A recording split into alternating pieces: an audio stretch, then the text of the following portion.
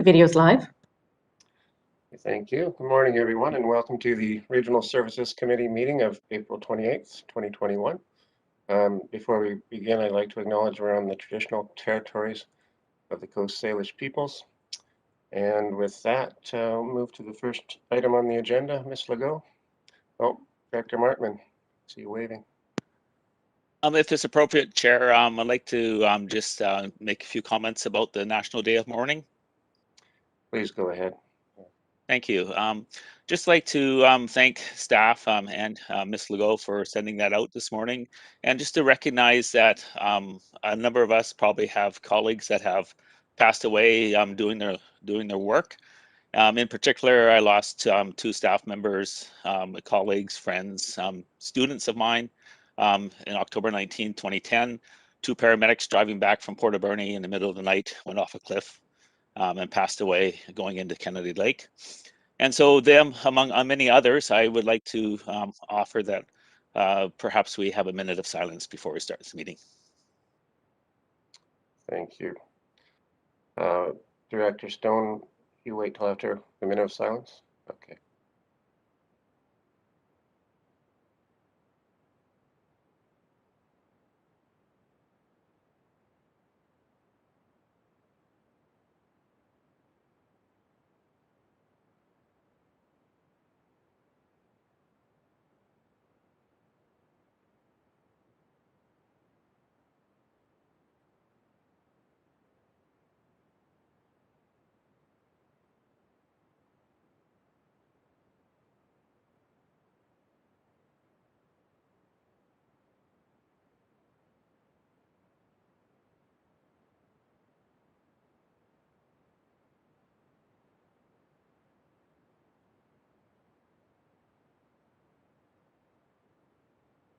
Okay, so thank you for bringing that to our attention, Director Markman and Director Stone.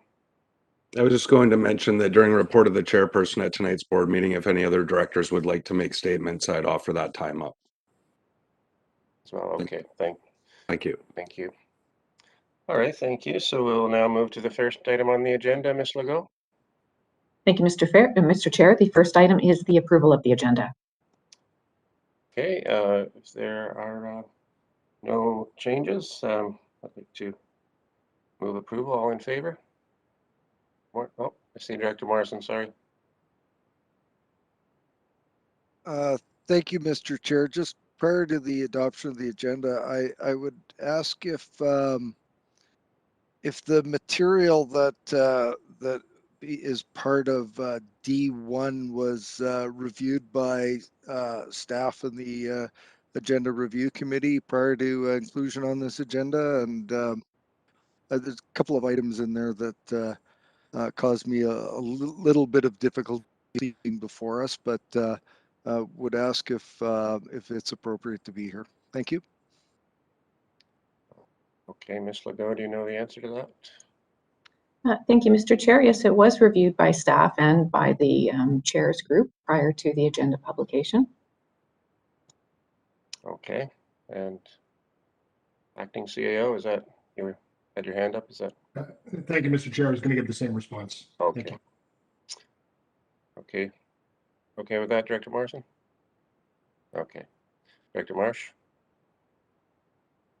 Yeah, so I was wondering if the informative maps that Director Smith sent us all last night, I didn't see them till about 10 minutes ago, if we're going to be able to be sure that everyone's had a chance to see them before we, if I'm not, before we have a vote on that matter. Okay, I think everyone got those by email, am I correct? So yeah, I didn't see them till this morning because I was doing my taxes last night. Okay. Hey, Director Wilson's hand? Yeah, I don't see a problem there, to be quite honest, Mr. Chair. I saw these when they came in last night, and I've had plenty of time to look at them this morning. Okay, thank you. So we have a motion to approve the agenda. All in favor? Opposed? Motion carries. Okay, next item, Ms. Legault. Thank you, Mr. Chair. Item M1 is adoption of the Regional Services Committee meeting minutes of March 24th, 2021.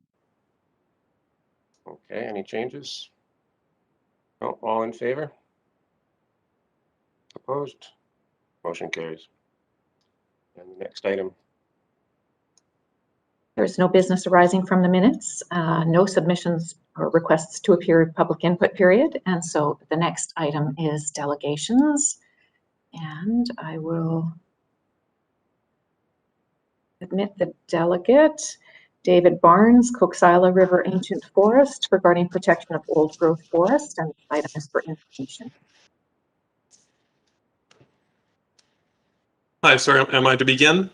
Yeah, thank you. Welcome, Mr. Barnes. Yes, please, please begin if you have a presentation. Sure. Okay, so yeah, my name is David Barnes. I'm born and raised in Shawinigan Lake, and I'm passionate about the area in the Cowichan Valley as a whole. I'm here today to speak to you about an area in Shawinigan that has an incredible collection of old growth trees that I would like the CVRD to consider acquiring as parkland. Is everyone able to hear me okay? I've never used one of these before. Yeah, I'm getting nods, so you're good. Okay, thanks. So several years ago, I saw the Coxsila River Ancient Forest, I'm going to call it the CRAF for short, marked on a backroads map. It was nearby, but I had never heard of it, so I was curious. It took me a few attempts to find the CRAF, but when I did, I was amazed to find a beautiful stand of massive old growth trees, just 15 minutes drive from Mason's store in Shawinigan. About a year or so prior, my wife and I had visited Avatar Grove in Port Renfrew, and we'd been impressed not only by the big trees there, but also by the number of people who traveled almost 2 hours from Victoria on a drizzly February day just to see some big trees all the way out in a tiny remote community. So when I found the CRAF, I was shocked to learn that we have what could be a comparable tourist draw here in the Cowichan Valley that very few people seem to know about. At that point, I thought I should do something to bring attention to the CRAF and perhaps make it our own local version of Avatar Grove. I did some digging online and learned that the CRAF sits on land privately owned by forestry companies, and that the trees were in a somewhat precarious position. It seemed that they had been slated for logging several times since 2007, but each time local environmental stewards raised alarms and managed to delay the logging of the CRAF. These stewards brought the CRAF to the attention of the provincial government, the CVRD, and the public several times over the years in attempts to get the CRAF permanent protection. Unfortunately, none of those attempts proved successful, and the CRAF is still privately owned by forestry companies who have committed fragmented sections of the CRAF to a long-term carbon project. I think it's important to note here that long-term does not mean permanent. A representative of Mosaic that I spoke with told me that parts of the CRAF are committed to a 100-year storage program, but did not elaborate on whether that commitment is binding or can be terminated at any point, whether that commitment would be transferred to new owners if the land was sold, or what happens when the program ends. The representative said these carbon storage areas are like a park, in their words, but this is misleading since we know the level of protection afforded to parks and the clear physical boundaries of them, while we do not know these things about Mosaic's carbon storage areas.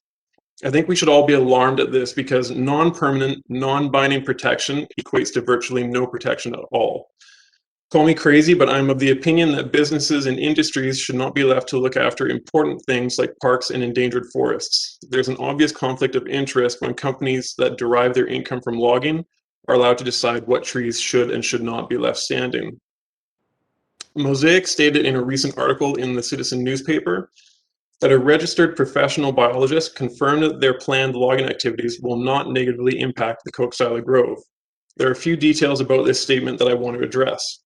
First, the Coxsila Grove, which Mosaic states it has no current plans to log, is just a small area in the CRAF where a group of old growth trees are clustered. This grove is certainly important, but it only makes up a small number of the old growth trees that are present all along this section of the Coxsila River. And again, no current plans to log does not mean permanent protection. Secondly, I asked Mosaic who hired the biologist they referred to, but Mosaic did not respond to this question.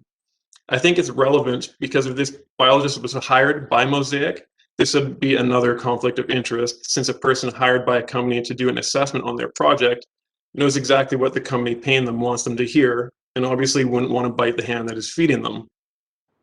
Furthermore, it's worth noting that in 2007, several Ministry of Environment staff met with Timber West, who owns the land that Mosaic manages, to discuss plans for the old growth trees in the craft and conduct an assessment to evaluate the grove for acquisition by the province. It was the opinion of Ministry of Environment staff who were on site that the riparian area proposed by Timber West for retention would be too small an area to retain its ecological function and integrity. For this reason, the Coxsackie Grove land evaluation and acquisition framework includes a substantially larger area of 40 to 60-year-old second growth forest uphill of the grove to buffer the old growth stand from wind throw. Now, this is from a memo in 2007 and may be irrelevant today in 2021 if Timber West and Mosaic's plans for the craft have changed substantially, but based on the information that Mosaic has shared with me so far, I am concerned that what Mosaic feels is an acceptable buffer area is still out of sync with typical old growth protections. To be clear, what the Ministry of Environment said back in 2007 is that leaving just the old growth trees of the Coxsackie Grove on their own with no healthy adjacent forest around them is not enough. Buffer forest is necessary to protect old growth trees. Because of all these things I've mentioned, I started a petition about the craft last month. I wanted to see how many people felt as strongly about this topic as I do, and I've been amazed at the response. At this time, that petition has over 16,000 signatures showing support for permanent protection for not just the Coxsackie Grove, but the craft as a whole. The public support for this is overwhelming. I've submitted a screenshot of the petition and a PDF list of all 16,000 signatures as well. My hope with all this today is to open a dialogue between the companies that own and manage the land the craft sits on and the CVRD, with the goal of the CVRD acquiring the craft as parklands so that the old growth trees there will be permanently protected. I have no experience in these types of matters, so I have no idea what is necessary to go about making this goal a reality, but I hope that I have presented enough relevant information here to convince you to look further into this. I'm happy to answer any questions I can, and I can guide anyone interested in seeing the craft to it. It is currently only open to the public on weekends and is about a 40-minute walk each way from the parking area. If this is something that members of the CVRD are interested in, let me know and we can set up a day to do that. I've also sent some maps in the other day. I don't know if you guys can all see those. Map one is Mosaic's, and it just shows roughly where the grove is in relation to some other parks in that area, sort of the Burnt Bridge area. Map 2 is a close-up of the craft, and it shows exactly where the grove is and where the carbon storage areas are. The carbon storage areas are in pink on that map, and they work as a good starting point for determining the rough borders of the craft, but a current assessment should be done to determine if more land is necessary to retain the area's ecological function and integrity, to quote the Ministry of Environment staff from 2007. There's also a photo there that has John Horgan visiting the craft in 2007. I hope he remembers the visit and would be open to financially assisting the CVRD in acquiring the craft if it came to that. And like I mentioned, there's a screenshot of the petition and a PDF of the 16,000 signatures. And that's all I have. Thank you. Mr. Barnes for the presentation, and we'll turn to the committee for questions. And I do see Director Yanni DiNardo. Thank you, Mr. Chair, and thank you, Mr. Barnes, as well. We are all concerned about preservation and welcome people's concerns. I do have, as a staff concern, I will speak to that later. I'd like to talk about, have you heard of the Cowichan Watershed Board, Mr. Barnes? I have heard of it, yeah. So they just had a presentation of Mosaic, and that was actually held on Monday. So it was very informative, and it also showed the harvest and the cut blocks, and it also showed them actually reforesting it and planting before they even finished the harvest. So, and there was some photos you had of large trees, and those large trees aren't going to be cut. Did you know that? Right, I'm aware of that, but like I said, their carbon storage areas, there are no permanent protections. You know, when they say they're not going to cut trees right now, that doesn't mean they're not going to cut trees in 5 years or 10 years. And the carbon storage areas, also, like I mentioned, they're extremely vague about the details of that program as Well, to you whether. should, I just want to interrupt you, just if you're able to see the presentation, I'm not sure if you can contact somebody from the Cowichan Watershed Board, and if it was taped, then it's really helpful for you for your exploration of all of this. I think it's going to be handy for you and actually could give you some more direction. Sure. I just wanted to let you know that. And also, at CVRD, this is the most unusual. I haven't seen petitions. We don't usually have petitions on our delegation, so I find that very unusual. So I'm hoping that we'll have a discussion on that. And I missed the beginning of our agenda review, so we'll discuss that later. Thank you. Thank you, Director Yanni Vitarno. Director Stone? Yeah, I just wanted to ask what engagement you've had with our MLA, which would be the appropriate level of government about issues like this. I've had no contact with the MLA. So just to be clear, you are remarking on ministries of environment, et cetera, at the BC government, and BC government does regulate private managed forest lands. I would encourage you definitely, seeing as that you haven't yet, contact MLA Firstenow. She's from the area, knows the area very well, and does have the appropriate sort of jurisdiction in terms of private managed forest lands. And, you know, there was a comment that it was made during the presentation that sort of, you know, accused professional and regulated environmental engineers of a conflict of interest. And I appreciate that perspective, but you do have to understand that private managed forest lands and the legislation which governs them sets out those requirements for forestry companies and who they use. And those folks, those certified forestry and environmental engineers are regulated and have a standard of ethics and professional responsibilities. It's challenging to have a constructive conversation when we're accusing people of conflict of interest when they do, in my experience anyway, have a great deal of respect for the environment, and it is very important to them. That's why they get into the business, not to sort of make it easier for companies to destroy the environment, but to try and help them respect and manage it. So I would just say, if you want to have a constructive dialogue going forward, to try and leave the accusations behind. I'm very supportive of ensuring we protect those forests, and I know the CVRD will do whatever we can to help make that happen. But I would say definitely engaging with the province and just moving forward in a way that's open to a constructive dialogue is the best way to move forward. Thanks. Thank you. Thank you. And next I have Director Marsh.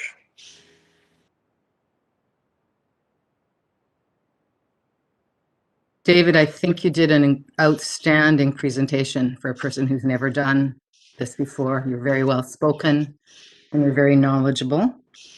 And MLA Firstenow also has been concerned about industries self-regulating with their own choice of people. And I think you could have that discussion with her and learn a lot about it from her. I felt you were just stating an opinion that of a possibility. You didn't come across as may have to others, I don't know. But I would say you got good advice from Chair Stone. And I think the report is very accurate in terms of 1,000-year-old trees need a significantly larger buffer than 30-year-old trees. So thank you very much for bringing this to our attention. Thank you. And good luck with your speaking career. Thank you, Director Marsh. And seeing no others, I'll just add one note myself. Oh, I see Director Nicholson. Go ahead. Oh, I don't want to interrupt you. You missed my hand. Oh, okay. Sorry. Yeah, I just say, Mr. Barnes, you mentioned Premier Horgan. Just to reassure, there was an announcement when Eagle Heights was preserved a few years ago, an announcement in Shawnigan, and he did actually mention Oaks Island Ancient Grove as being on his radar. So it's definitely on the agenda with the province. Director Nicholson. Thank you. Thank you, David. It was a really helpful talk. I want you to know about the Coxsila Watershed Working Group, which is a grassroots community group that's really concerned about the Coxsila watershed. It is in significant trouble with climate change and the cumulative impacts of all our land use practices. And so the working group has been really working hard to understand the issues and pull all the technical information together for that. And certainly because 92% of this watershed is privately owned, so land protection, permanent land protection, acquisition for parkland is an important tool for helping restore the watershed. And so I can't agree with you more, but there is more than just the ancient grove that we need to be worried about. And so I'm just encourage you to get a hold of the Cowichan Watershed Board, as Director Yanni DeNordo said, and the Coxsila Watershed Working Group. If you'd like to partner up with us, we're really keen on more people joining on the broader issues. Okay. Okay, thank you. Director Morrison. Thank you, Mr. Chair. If I could have a quick question and then perhaps a follow-up comment through to our delegate today. I'm pretty sure I heard you at the beginning of your presentation make an ask that the Cowichan Valley Regional District consider this as an acquisition. Is that correct? Yeah, I mean, I'm not too. To me, I don't know, who would be the best body to acquire the land, whether it be a regional, municipal, or provincial thing. But I just kind of want to bring it to the attention of the CVRD because I imagine it would need to be worked out through, cooperation through each of those bodies. Follow Well, thank you, and I'm kind of reluctant, but I would like to go to staff because our staff are very, very busy and working under difficult circumstances, but would ask of perhaps Mr. Elzinga or if Mr. Farquhar might be on the WebEx if this would be something that would be appropriately referred to them for some preliminary investigation. So I would ask the question, and if we have an affirmative, I may make that motion. Okay, have Mr. Farquhar. Thank you, Mr. Chair. Through to Director Morrison, staff could certainly report back and provide an update with regards to the Coxsila Ancient Forest if such a direction was given by the committee. We could follow up with a report that would give some up-to-date information to the committee and the board. Thank you. And okay, Director, I say Mr. Elzinga first, please. Thank you, Mr. Chair. I'd just like to take this opportunity to remind the committee that any acquisitions of property are more appropriately discussed in a closed session. Thank you. All right. Did I see Director McGonigal? Thank you, Mr. Chair. Thank you for your presentation, David. Appreciate your perspective. The one thing you did mention was Avatar Grove, for instance, being set aside as a protected area within Tree Farm License 46.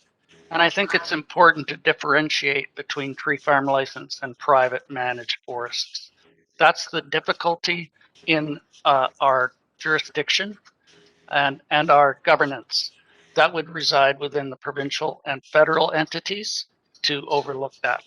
Coxsila has had Sidhu Park that has recently been donated by Mosaic and the landowners and given as a park in perpetuity.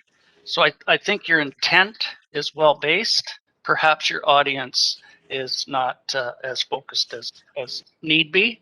I would encourage you to reach out to the MLA for advice and look at the Watershed Board and the Coaks Island Working Group to perhaps help you along the way in any possible transactions that you were speaking of.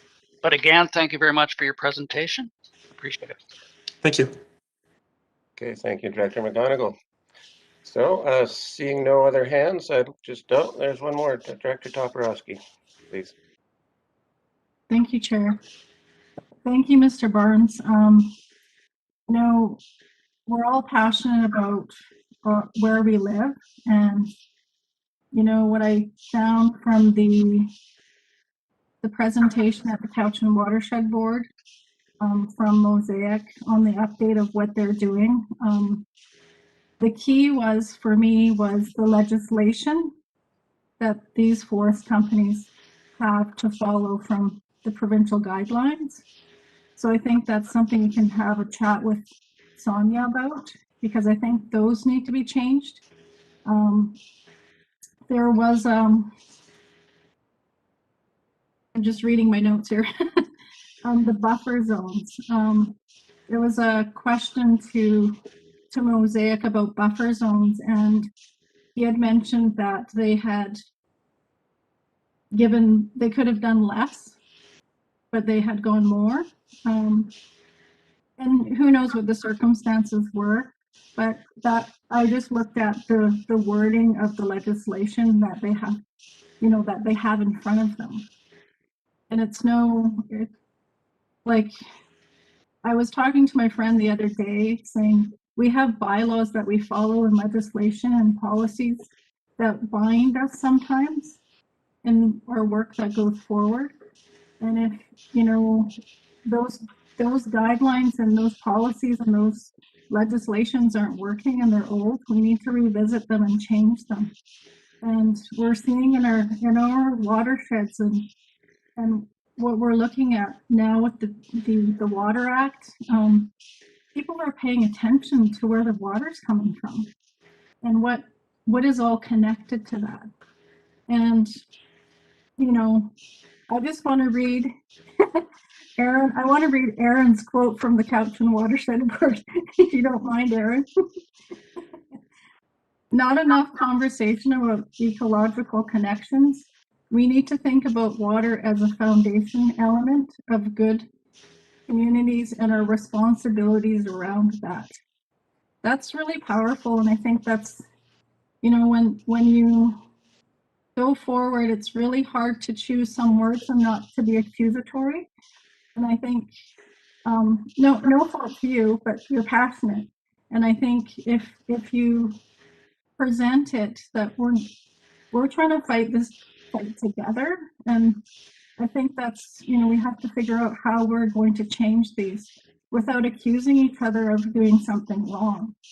And I think that's where, you know, the jobs that we have and the jobs that we do, no fault to the people that are there.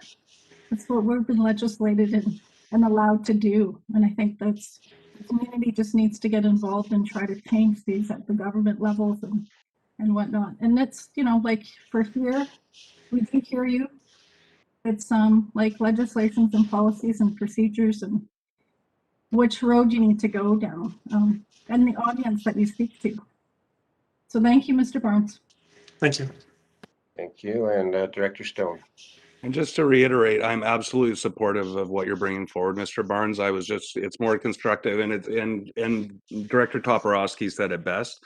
You have allies around this table, specifically Director Nicholson mentioned great places to start, and our MLA is so strong in this area. I would just encourage you to treat us as the allies that we can be, and we can help, you know, provide context, direction, and strategies that may help us all be more successful together. So I'm very thankful for you coming forward with the presentation. It's always an awkward conversation when it comes to multi-levels of jurisdiction and issues around environment, but this board has shown consistently a level of support, and we're all trying to move that legislation, whether we have to push up against it if it's a little step at a time, but hopefully we'll get to a place where places like that forest are protected appropriately. So I just want to say thank you for the courage and the work. Like, you put in a lot of work to do this, so I appreciate that. Thank you. No worries. I appreciate it. Great, thank you. Well, I think seeing no other thing, that was a good note to end on, and we really appreciate you coming, and I obviously sparked a lot of interest in the committee, Mr. Barnes, so thank you. Okay, And, thanks very much. by the way, these are all recorded, so if you did want to look in the CVRD YouTube channel, you can review and hear everyone's comments again if you like. Okay, sure. Thank you. Thank you. Okay, thank you. Ms. Legault, the next delegation. Thank you, Mr. Chair. I'll just admit the delegate to the meeting. So item D2 is Foster Richardson, Climate and Agriculture Initiative BC, excuse me, with a request for funding support for the project Winter Vegetable Crop Trials for Climate Resilience. Okay, thank you. Mr. Richardson, welcome. Hello, thank you. Can you hear me all right? Yeah, we can hear you fine. Thank you. Go Great. ahead. I'll just Do you have a presentation? yeah, I'll just switch over to share screen. Thank you. Always fun. Oh, is that working? Yeah, there it is. Fantastic. Great. Well, thank you all for giving me the opportunity to speak to this project. Set myself a timer.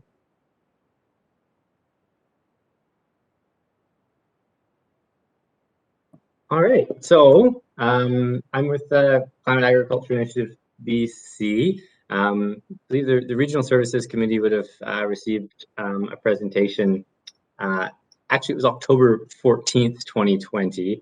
I submitted the wrong date into the report. So if you were looking back for some history on that, that's when that actually occurred. And that was my colleague Samantha Charlton reporting back on the regional adaptation strategies for Vancouver Island that we completed last year. So for my presentation today, just going to give a really quick background on the program, the initiative, and a little update on how implementation is going on Vancouver Island, and then mostly discuss this project that we are initiating and are seeking funding support for. The Winter Vegetable Variety Trials for Climate Resilience project. Okay. So Climate Agriculture BC was initiated in 2008 to support climate change adaptation in the agriculture industry in BC. The program that this falls under, the Regional Adaptation Program, takes a regionally specific approach guided by local plans that are developed for the region.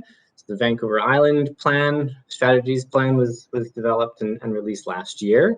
And that was developed with input from industry. I mean, we're CVRD representatives as well as farmers local to the area involved in that development of that plan.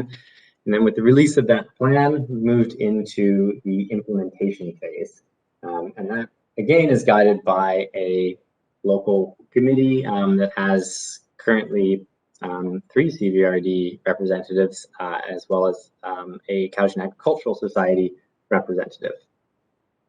And the program effectively works to implement projects that assist agriculture adapt to climate change through the development of tools and resources, and tends to take a sort of a collaborative, slightly higher level approach to that by working on projects that are a little bit off farm, more the kind of work that farmers can't necessarily conduct themselves on their farm.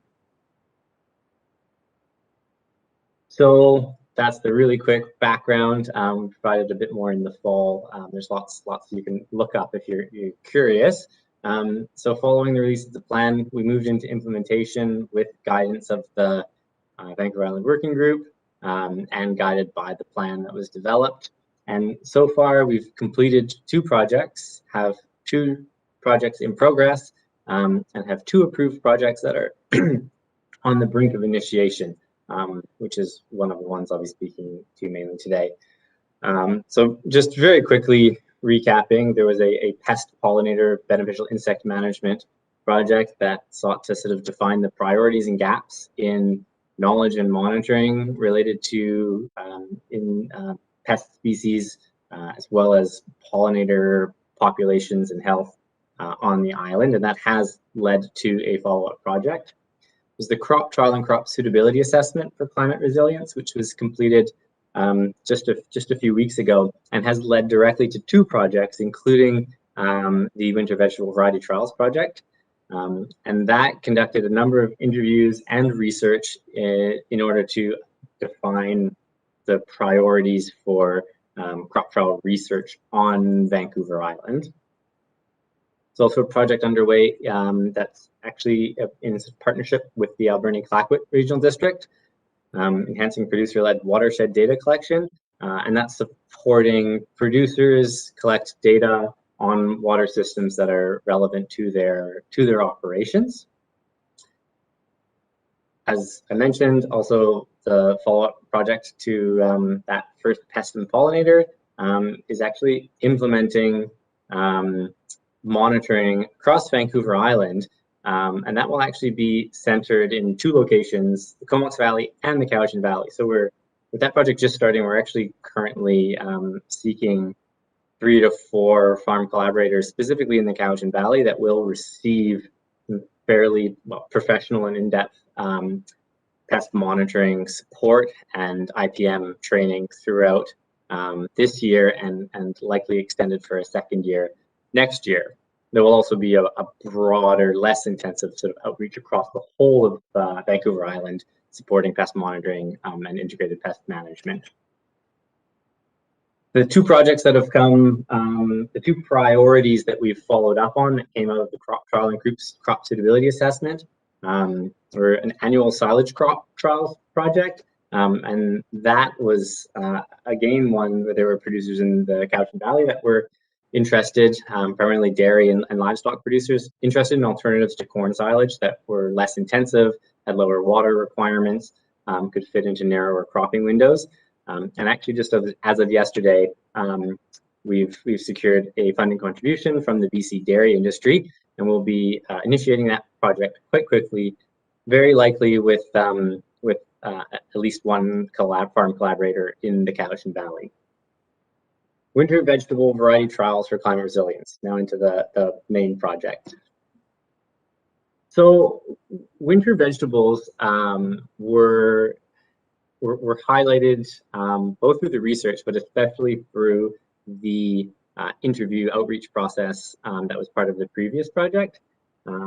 Vegetable growers across the island, including the ones in Cowichan who were interviewed, are really interested in the both the opportunities that are coming with climate change related to our mild coastal climate, the really fantastic potential for producing winter vegetables, but also some of the challenges with the variable conditions that are making the predictability and selection of crops and varieties more challenging. As markets have strengthened for local food, there's a demand to keep that supply coming year round. So across the board, vegetable producers were really interested in strengthening their winter production, but with a relatively unique climate, quite different than many other areas that do grow year round. There's sort of a lack of available information on that selection process. So that was the sort of the primary motivating factor for this project. And the project's objectives: to evaluate a selection of winter crop varieties for growing season extension, build capacity for producer-led and on-farm crop and variety trials, share results of the variety trials, and build farm resilience to climate change through improved knowledge of productive varieties. And the proposed approach to do this project is what's called a mother-daughter trial site. There would be a single mother site where there would be replicated trials, a more sort of traditional, rigorous crop trial type setup, as well as 5 to 8 daughter sites that would have less, or would not have any replications, and would be sort of a simpler, more practical on-farm type of trial site. Be 2 crops selected, number of varieties of each, 2 years of data collection.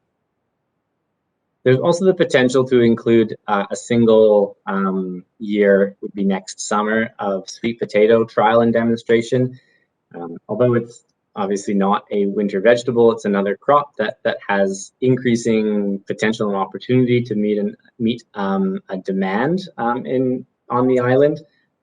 But again, there's a lack of historical knowledge of what varieties are appropriate, as well as what the sort of standard production techniques and methods are.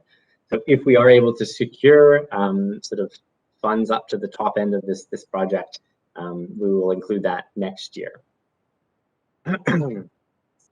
In addition to actually collecting the data and the results that will come out of the trials, there's a pretty significant piece that we generally call knowledge transfer activities.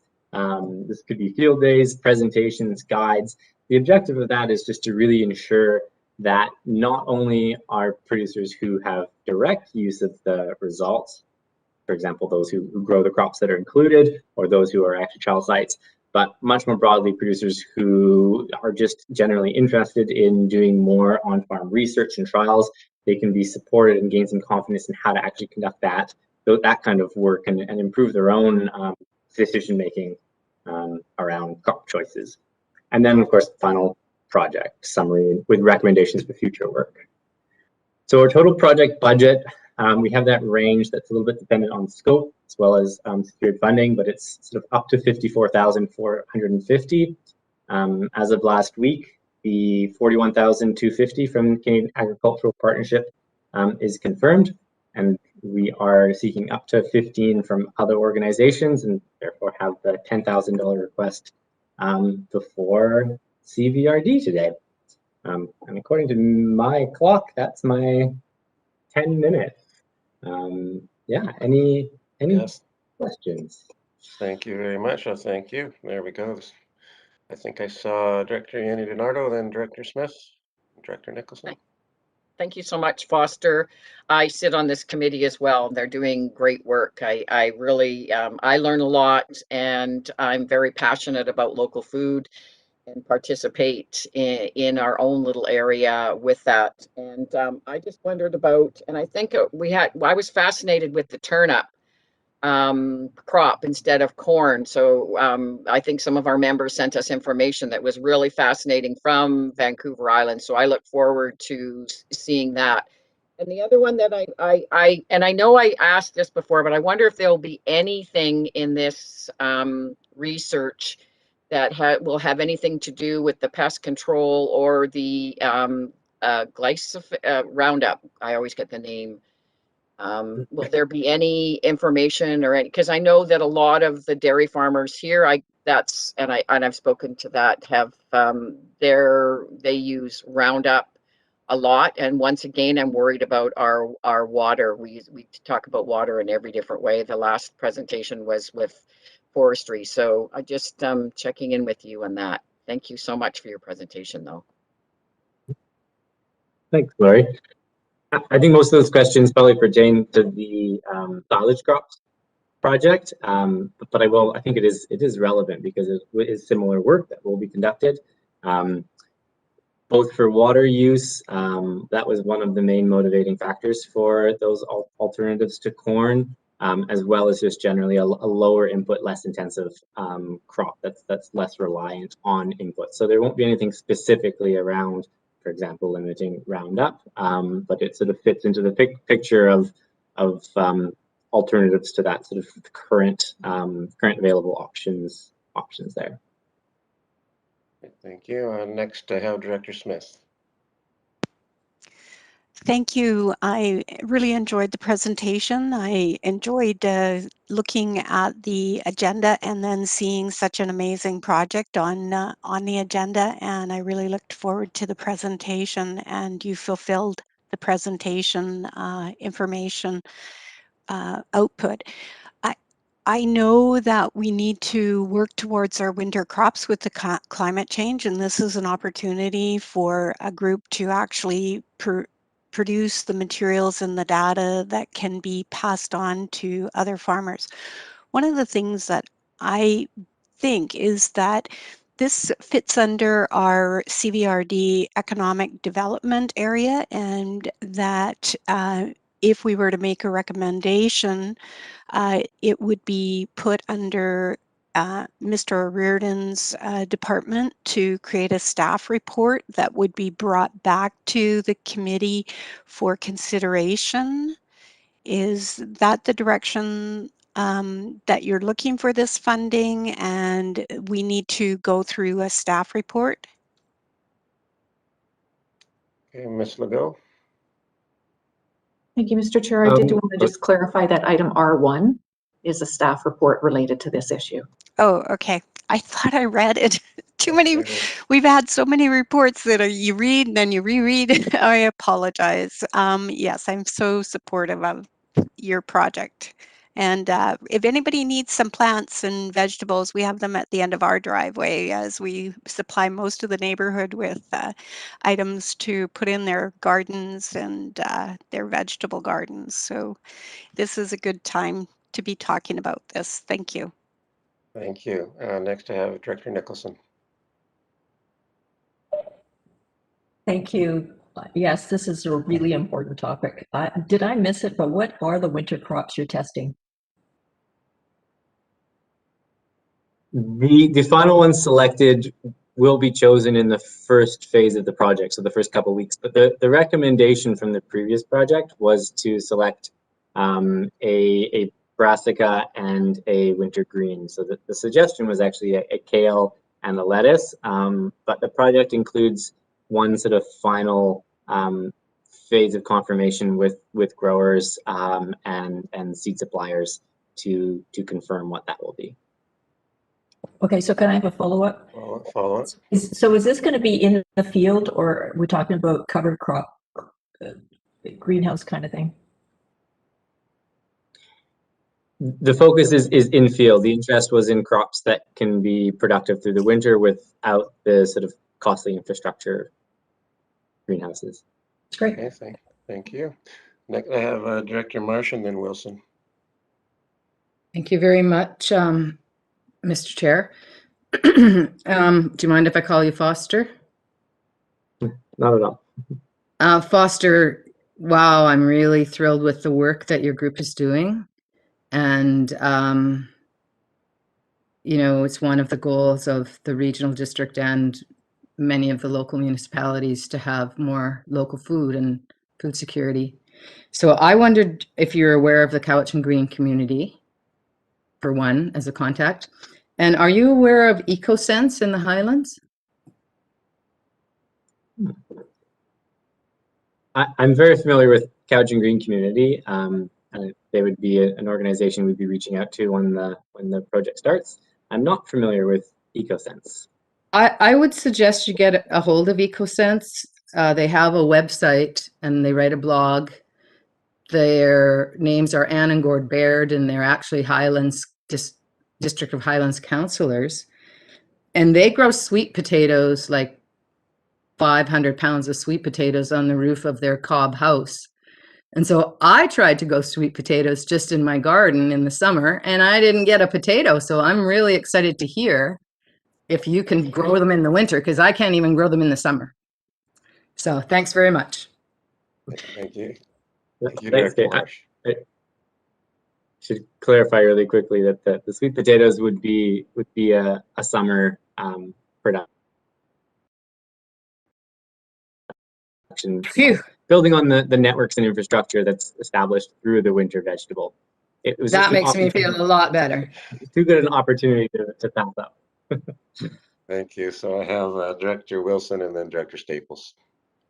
Yeah, thank you, Mr. Chair. Thank you, Foster. I enjoyed that. It was very informative. Now, speaking as one that can't grow anything, I can't. It's just impossible. So I'm quite impressed by anybody that can, first of all, put two pieces of wood together, which I can't do either, or grow things. But one of the things that I'm fairly certain of is that the soil content, even in very small areas, changes quite rapidly from clay to whatever other specific types of soil there are. So for instance, in the Alberni Valley, the soil types may be different to that which is down here in the Cowichan Valley. Is this an aspect that's being looked into as well? Because as far as I know, certain plants will grow in that type of soil, but they won't grow in that type of soil given the same conditions as far as weather's concerned. Is that an aspect that's being looked into as well? That's one of the main reasons for having the multiple on-farm trial sites, is that they would represent sort of a range of soil conditions and site conditions up and down the island to try and capture as much as possible that diversity of growing conditions. Okay, great. Thank you very much. Thank you. Director Staples? Good morning. Thank you so much for this presentation. It's really exciting. As a past dairy farmer and also vegetable farmer in one of my former lives, I just can really appreciate the work that's being done and how long this conversation sort of takes to come to fruition, because it was definitely being had by that community, 25 years ago when I was heavily involved in it. And the sweet potatoes was always something we tried to grow and failed miserably. So I'm excited to see how that works out. But on a different note, I'm really curious about the silage trials, like about that. I think that aspect, and just curious about is one of the trials being considered. There's been a lot of research done about growing seaweed and using seaweed as well for methane reduction in dairy and beef cattle.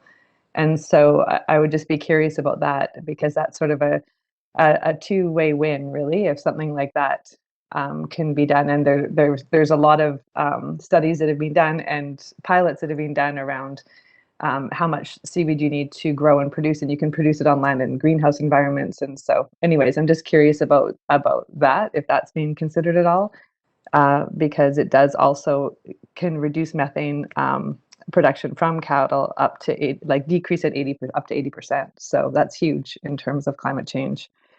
And so, and then also and I don't know if they still exist, but in Glenora, there was a group of people growing lettuce in a closed loop system year round. And they also grew fish, freshwater fish as part of that system. And they had quite an operation. I don't know if it exists anymore, but I'm not sure. And I can find out, I have their name somewhere. If that's something that still, at least the infrastructure still might exist if they're not producing, but they were looking for other opportunities to do trials and different things. So if you haven't heard of that group, I can share that information as well as a follow-up. And thank you for the work that you're doing. Thank you. I think I saw Director Nicholson shaking her head about that organization existing. Yes. Mr. Richardson? Yeah, I have been familiar with that aquaculture system. I think for the purposes of this project, this work will be field-based. Again, sort of focusing on crops that are relatively low input or in terms of infrastructure. Although I appreciate there could be some opportunities related to that system that's set up. Similarly, with field-based, moving over to the silage and livestock side of things, which is a separate project from this one, but we haven't considered seaweed production. Although I have seen some of the research that you've referenced, and it looks really promising. So that's outside of the scope of either of these two projects, but it's definitely. Yeah, it's definitely something personally I'm interested in and we're aware of. So thanks. Great, thank you. And I think the last one on my list is Director Morrison. Thank you, Mr. Chair, through you to our delegation. So just a couple of quick notes. I could tell you that kale definitely overwinters in this different climate zone up in the Cowichan Lake area, but that only helps if the elk don't find it before you go to harvest it. So on a more serious note, though, I can understand the rationale for engaging sort of the more established and larger producers that have the means and the capacity to partner on a program like this. But I would also say that given the individuals' desire for greater food security and backyard gardens and the likes, 2 points I would raise is that are you going to be covering the different climate zones that exist in the Cowichan Valley? Just in my electoral area, I've got Marine on the west coast, Vancouver Island inland through the Cowichan Lake area through the Port Alberni, and then we've got the interior coast biogeoclimatic zone where most of the residents live. So is there going to be coverage of some of those different climate zones? And my second question is even though this is being set up on a sort of a larger, more established basis, will the work that you're producing be helpful and applicable to those people that I spoke about that are interested in the backyard gardens and growing additional crops and being more self-sufficient as far as their own food production goes? Thank you. Thank you. Yeah, again, the selection of multiple sites for the daughter sites will be done with an eye for as great a distribution across the island in different conditions and soil types as possible. Of course, Vancouver Island is so diverse that you would need dozens to really capture all of that. But within the sort of reasonable scope that we have, we're hoping if we do get up to about eight sites, that will be fairly representative. And in terms of the results, the sort of the hard results on which varieties are I guess more productive, I would think would absolutely be valuable to growers of all scales and sizes. And again, that piece of knowledge transfer, those knowledge transfer activities that are included, I think would be applicable fairly broadly across any kind of grower. And even again, back to within those diversities of daughter sites, there'll likely be some fairly larger established farms, but that will probably also capture a bit of diversity just in scale of sort of professional operations as well, right down to some of the smaller growers. So yeah, I think I'm pretty confident saying that there'll be applicability. The focus for us is always going to be the agriculture industry, but there's very often lots of transferability to all sorts of growers, and we put quite a lot of work into making the results of our projects available as broadly as possible. Great, thank you very much. Okay, so obviously a lot of interest in winter vegetables here. Seeing no other questions, I'd like to thank you, Mr. Richardson. And your timing is great. I think our very next item is coming up is related. We don't do that very often, but we're right on that. Immediately address it. So thank you very much. Thank you for having me. So just looking at the time, it's 10:28. Anyone need a break, or should we carry on to the next item? Looks like we're Director Morrison. Yeah, I'd be comfortable moving right along. I'm going to I will be turning off my camera and leaving the meeting at 11 for my own private moment of silence for the event that we discussed at the beginning of the meeting. So if we could continue on to 11, okay, that'd be great. Okay, I think that's all right with everyone. So Ms. Legault, next item. Thank you, Mr. Chair. Item R1 is a report from Economic Development Division on the Climate and Agriculture Initiative. The recommendation proposed is that it be recommended to the board on April 28th, 2021, that $10,000 be provided to Climate and Agriculture Initiative BC from the CBRD Regional Strategic Initiatives Fund upon submission of a final report documenting the outcomes of the winter vegetable variety trials for climate resilience project. Thank you. And I see Mr. O'Riordan's here, but Director Yanni Denardo, did you want to speak before that, or? I just wanted to move the recommendation. Thank you. Okay, so moved and seconded already. Okay, and Mr. O'Riordan, did you have anything to say? Thank you, Mr. Chair. I think Foster's presentation covered the main details of the proposed project, so and I think the report speaks for itself. So unless there's any questions. Okay, seeing any questions? No, looks pretty straightforward. Okay, we have the did you read the recommendation, Ms. Legault? I can't. You did already. Okay, Miss. All right. So it's been moved and seconded. All in favor? Opposed, if any? Motion carries. Thank you. Next item, Ms. Legault. Thank you, Mr. Chair. Item R2, report from Community Planning Division on the Regional District of Nanaimo Regional Growth Strategy Amendment referral. And the recommendation that's proposed is that it be recommended to the board, one, that the Regional District of Nanaimo's Regional Growth Strategy Amendment Bylaw 1615.04 be accepted. Two, that a letter be sent to the Regional District of Nanaimo to initiate discussion on the merits of a bioregional growth strategy. And three, that staff engage with RDN staff and report on a process to initiate a bioregional growth strategy. Thank you. And I see Ms. Breen has shown up. And Director Stone, did you have a question before that, or? If she has a presentation, I can wait, but I definitely have questions on the report. Thank you. Okay. So Ms. Breen, do you have a presentation or comments for us? Oh, you're on mute. Sorry, Ms. Breen, you're on mute. Can't hear you, Ms. Breen, you're on mute. Still can't hear you.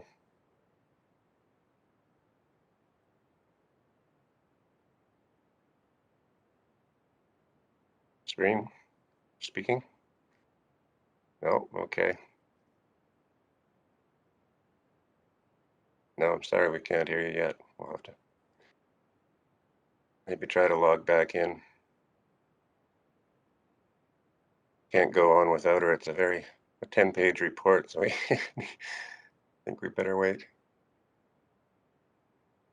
May I suggest, Mr. Chair, that you move to R3 and then come back to R2? Yeah, that's a good idea, I think. Why don't we do that? So Ms. Legault, is that? Can you hear me now? Oh, there we go. Yep. Oh, okay, thank you. I just came back in. Apologies. No worries.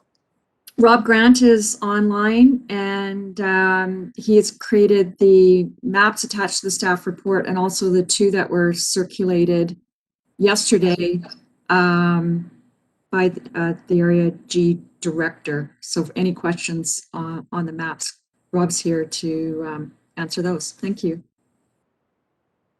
Good. I don't see Rob, but he's on the next page, I guess. Okay. Okay, any questions for Ms. Breen? Director Stone.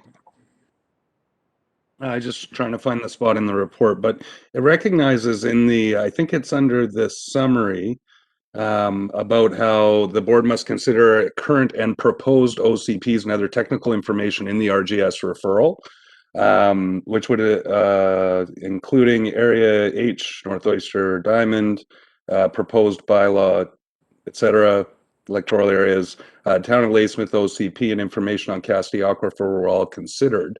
However, the statement begins with must consider all current and proposed OCPs.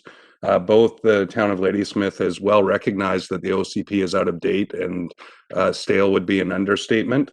So I'm wondering how the OCP, so that was based on the 2003 OCP from the Town of Ladysmith that was used in context of this report?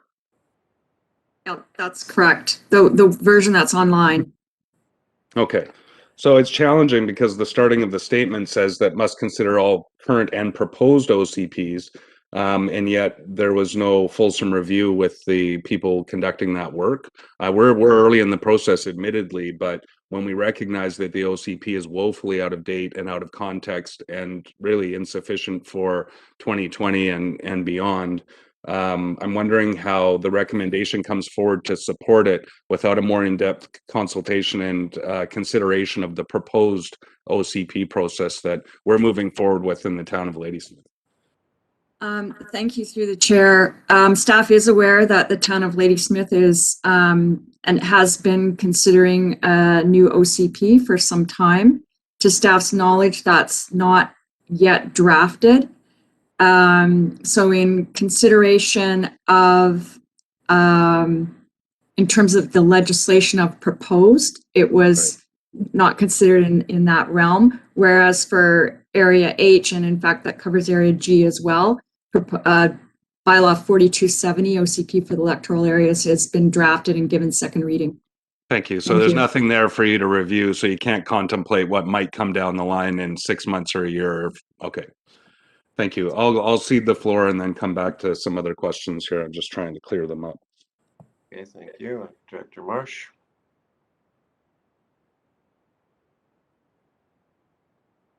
Yes, welcome. I'm a municipal director for North Cowichan. I know we're not kind of in your radar, but I would say that compared to Parksville and Qualicum, we're going to be more affected than those people in the RDN. And we are quite a ways along on our new OCP. There are 3 scenarios. And as a matter of fact, I'll announce it now. At 5 o'clock, I'll be leaving if we're still meeting here, because I'm going to watch the OCP meeting debate those 3 scenarios in my district. So have you taken into account how that we are doing that and how far along we are? Through the chair, yep, so at a staff to staff level, we're well aware of your OCP process, and we're in communication and have been made aware that there's a formal referral coming our way in early September. So on the same basis as just discussed with Director Stone, it wasn't considered at this time. Okay, And may I have a follow-up? Yes, sorry, please. did I interrupt you, Ms. Stone? No, go ahead. I do understand the application regards the airport lands, but when I look at the maps, what appears to be being proposed is another little town. And I think that we have a lot of little towns between Nanaimo and Victoria. And it just seems to me odd that I don't know what your regional growth strategy is, and I'm sorry, I should have been looking at it, but I don't think I could support it without something that convinces me that we need another little town right there. The Stamainus Nations is creating one. Then we've got Ladysmith. And then just north of the airport, we've got the city of Nanaimo.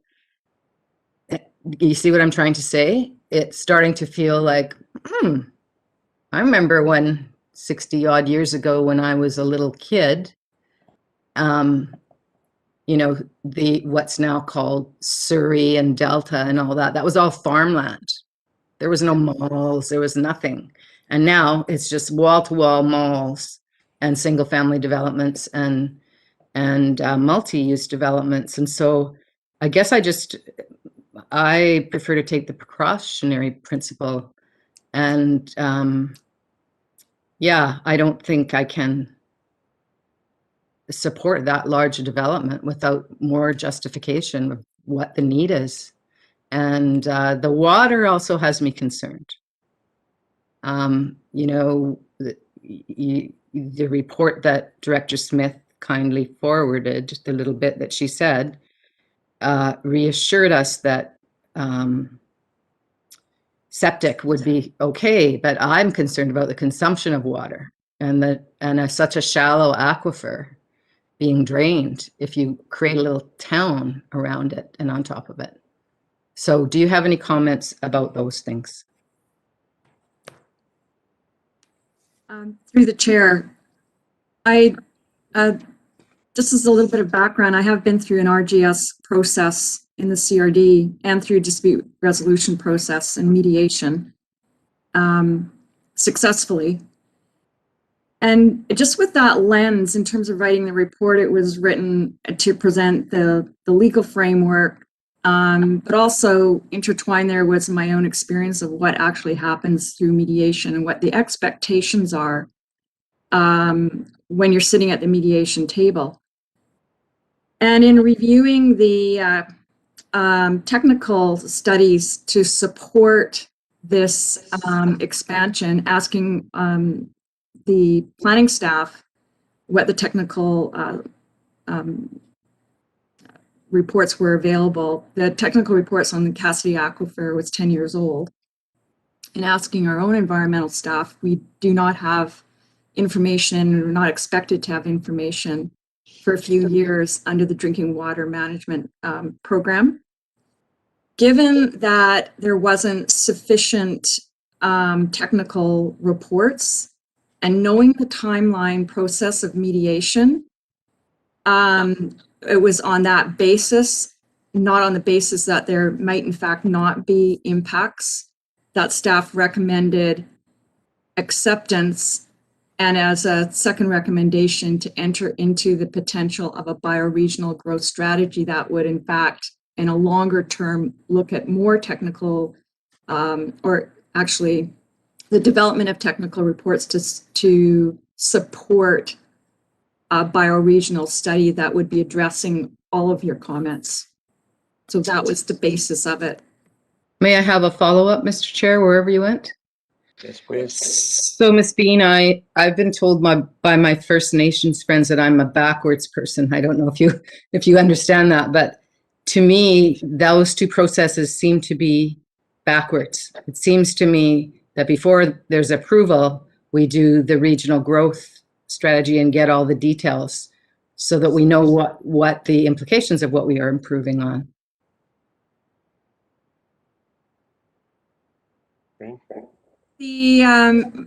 There's nothing that prohibits the board from conducting technical studies. Okay, thank you. So I have quite a speakers list. I've got Director Martman, Sebring, Smith, and Stone. Did I miss anyone? Director Nicholson? Okay. So Director Martman.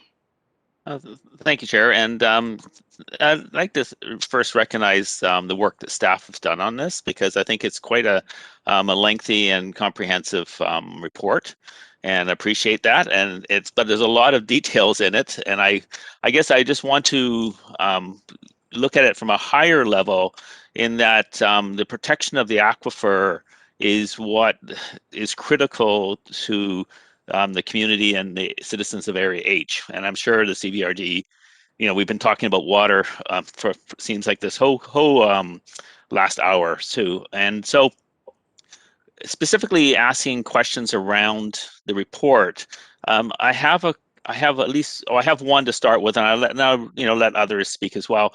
But I'm for positive working relationships, and you're providing an avenue through this report for that. But I'm not sure what entails a bioregional strategy or a bioregional approach, and maybe you could explain a little bit more about that. Thank you through the chair.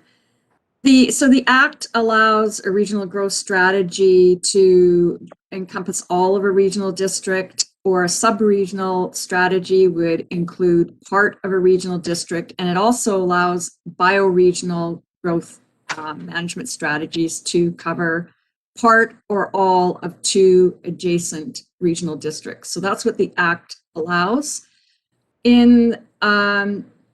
Usually what happens in terms of the development of a regional growth strategy, whether it would be sub or a full regional district or bio, is that the board indicates that they want to initiate that. It goes to the minister, and the minister approves the general process. The terms of reference are usually developed, and in this instance of bioregionally, it would be co-developed in terms of what that would be. And usually there is an initial report that covers what the current technical reports are that are available, and a gap analysis in terms of what would be required to initiate that process. And obviously it varies in every particular instance. In BC, we haven't had a bioregional growth strategy yet, although there's been discussions of one, but we've had several sub-regional growth management strategies. Does that sufficiently answer the question? Maybe a follow-up, if I can. Yep. Yeah, it does, except I heard that it would be 2 regional districts, and there's a third party involved here, and that would be the airport. I was reading today in the Times Colonist that they're talking about a 500,000 square foot distribution center proposed on airport lands in Saanich. And they're saying, we will do this, but we will have a courtesy comments by the people in the area. And so I guess, is there a potential for the third party to be involved in a bioregional approach? There's the potential, but along similar lines, and again, from my experience with the airport and the regional growth strategy and the CRD, it was a similar experience. Okay, thank you. Director Sebring. Thank you, Mr. Chair. This is a very interesting discussion, and I'm appreciating the staff report. But I'd like to take an even higher level view, if I might. I mean, the reason this was deferred from the last committee meeting to this one was the concerns that were raised by Chair Stone about the notion that it didn't make a lot of sense to have, Qualicum and Parksville consulted more than Ladysmith, and that's sort of an accident of geography because of the way the legislation is written. These kinds of things have to be vetted through all the member municipalities of a regional district, and once you hit a boundary, the rules change.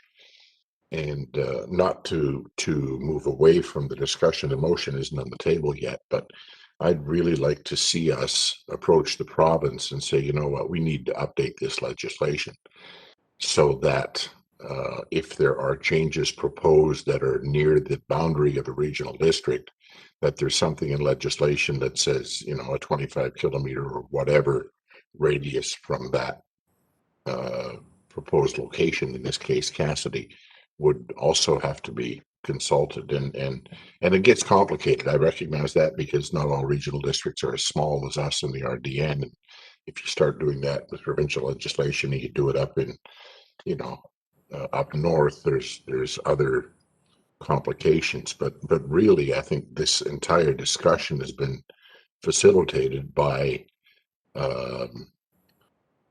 provincial legislation that doesn't recognize realities, and I don't know whether at some point we need to put a resolution together for either ICC or UBCM to get that ball rolling, because I'm really not sure, based on what I read in the staff report, there's not a hell of a lot we can do here. RDN has followed the rules, and we don't like the rules, then let's work on changing the rules rather than dumping all over RDN on this one. That's just my take. Thank you. Thank you. Okay, so next I have Director Smith. Thank you. I appreciate all the information that the staff has put together in the report and the additional maps that they shared, that Rob Grant put together, and that really helped me as a visual impact of where watersheds for the Stocking Creek and Holland Creek. I look at watersheds a little bit different because I look at Stocking Lake and Holland Lake and see that as a watershed. And then it's clear that there is more to the watershed when you look at the creeks. In the draft OCP or LAP for Area H under freshwater objectives, one of the objectives is conserve, manage, and protect water supplies, including important groundwater recharge areas such as Woodley Range, Cassidy, and Bush Creek aquifers, and for human use and ecosystem health. And to me, we're looking at a really important time as a board of directors that we need to make sure that our decision today is not in 10 years going to be looked back and go, what were they doing? We missed the boat. They missed the boat. They have caused additional complications. So to me, I think we need to just stop at the aquifers, and until we have technical reports on the aquifers,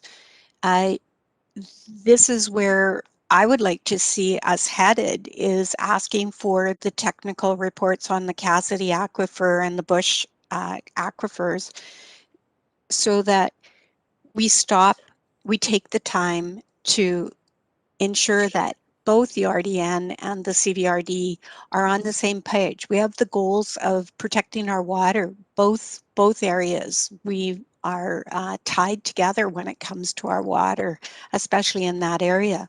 So I'm not sure how we approach that as a committee to make sure that we start back with the groundwater and the aquifers and the protection of those before we look at supporting approval for an amendment to encourage land use on top of the aquifers. And maybe Ms. Breen could maybe give us some direction in that area. Thank you. Dr. Smith. Thank you, and through the chair. The legislation is very clear on the 60-day referral, and our indications and staff to staff is that there is likely to be no appetite to extend that. There's nothing that would preclude writing to them and asking for an extension. But the legislation is fairly firm on the 60 days, which would be for the CVRD May 24th. Okay, thank you.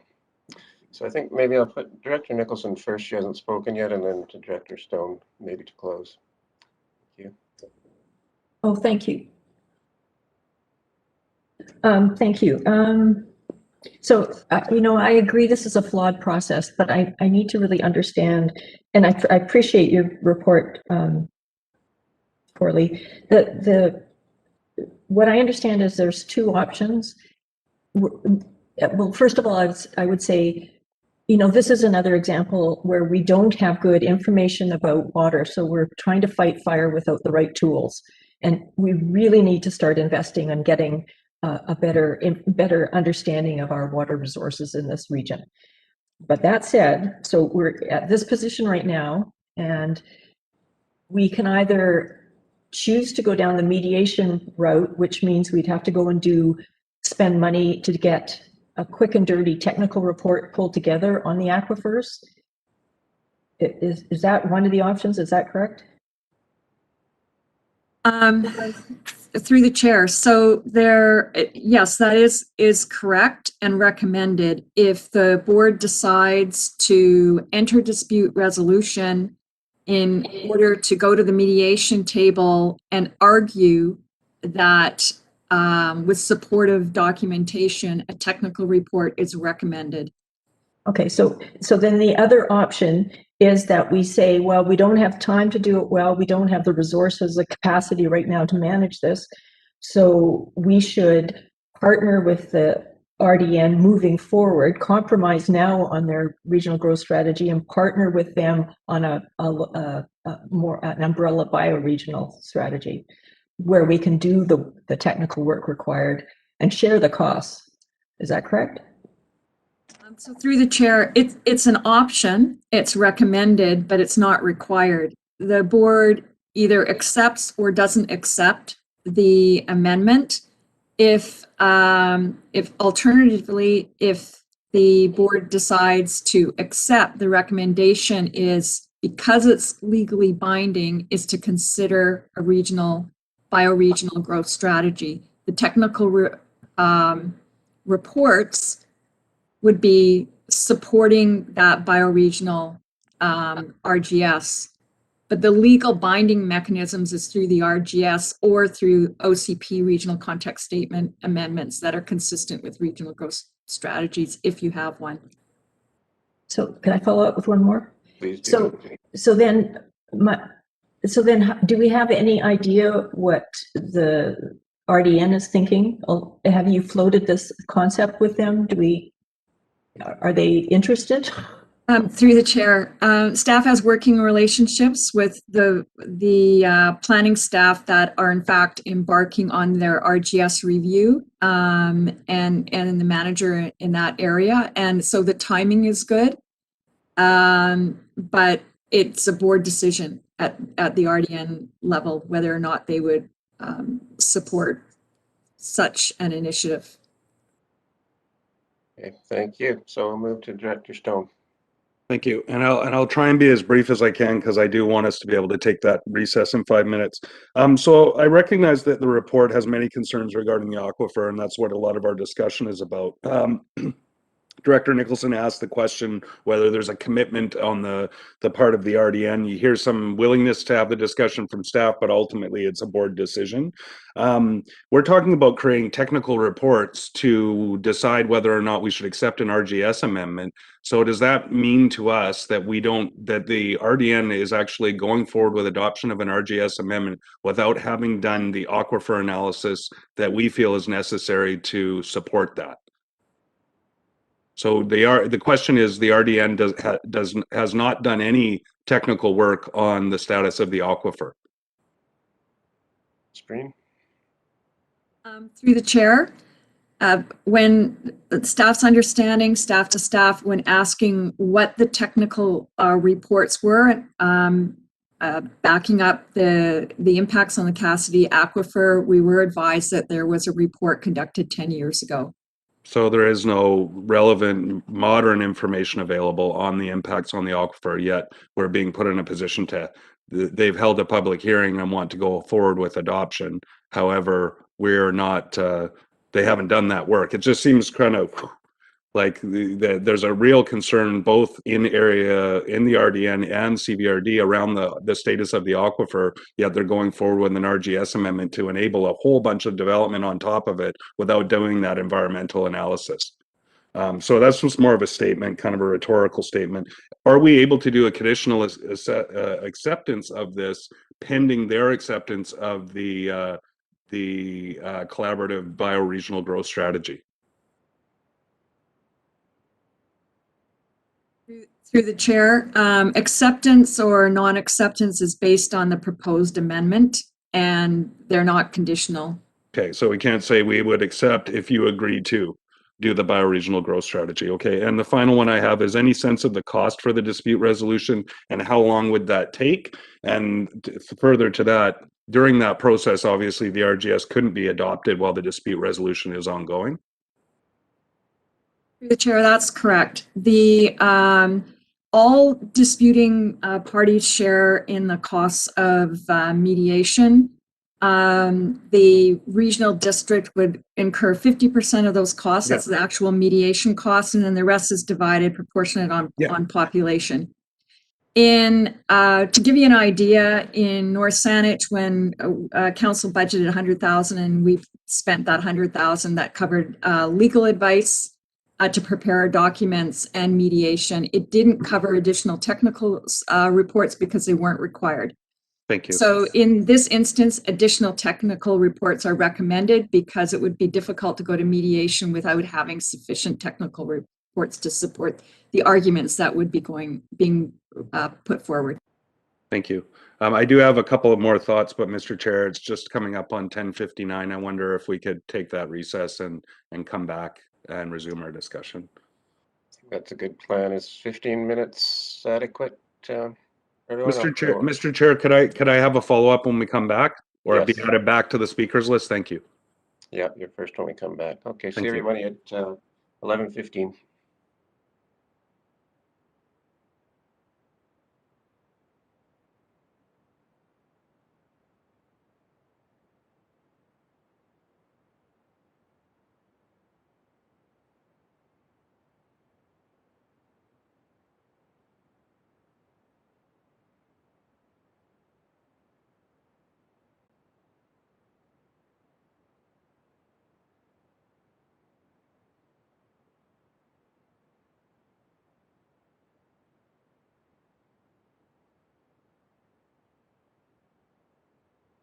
Video's live.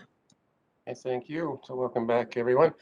We'll continue discussion on item R2, and I have Director Stone. Okay, just to finish up, and I found the spot in here where it says RDN RGS Goal 2, protect the environment, protect and enhance the environment to minimize ecological damage related to growth and development. And when I read that, I was surprised that I was unable, and I knew the answer to the question before posing it, but I was unable to find any relevant and modern technical information on the impacts on the aquifer, what this RGS could do to the aquifer. And you know, as a resident of Area H, unaffected, you know, I don't get my water from the aquifer, but we know from the Schnitzer fire last year, was that last year? Everything's just so bungled together these days. But from that fire, the degree of concern from local residents on the impact to the aquifer, and that was monitored by the BC Environment Ministry as part of their concern about the impacts on the aquifer. And when we also say in this report about septic systems, on low-scale septic systems absolutely have a moderate impact to a minimal impact on these aquifers, as been sort of cited before in previous analysis and reports. But when we're talking about some of the density here in the overall area that's possible through this RGS amendment, we're talking about utility grade size septic systems, not individual property owners with a fairly large residential lot and a well-sited personal private septic system.